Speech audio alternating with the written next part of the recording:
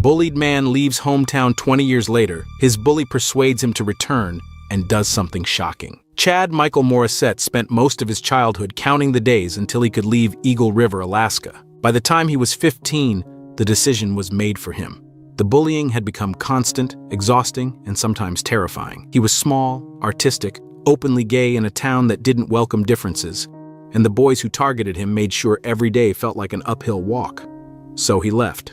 First to San Diego, where he worked in the stockroom at Nordstrom, then to Los Angeles, where he built a reputation as a visual designer. He built a new life. A good life. Eagle River became a place he no longer mentioned, let alone considered revisiting. Then, unexpectedly, a message arrived. A Facebook notification. A name he knew immediately. Louis Omenson.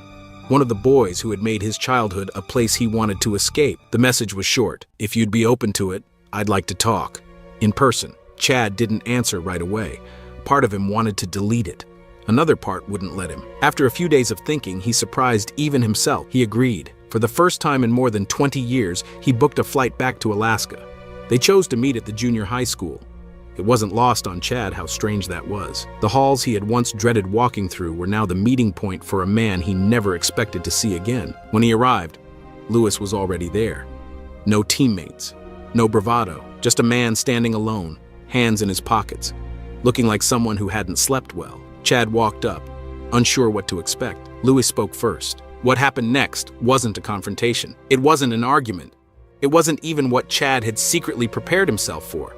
It was an apology, genuine, unprepared, and decades overdue. Louis explained that the turning point had come while he was talking to his young daughter about kindness and cruelty. When she asked if he had ever been a bully, one face came to mind immediately: Chad's. He told Chad that he'd carried the guilt for years, but had never found the courage to reach out.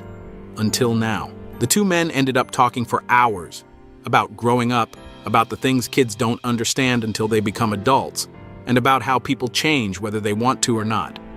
Later that evening, they went to a local bar. They weren't trying to erase the past, they were acknowledging it.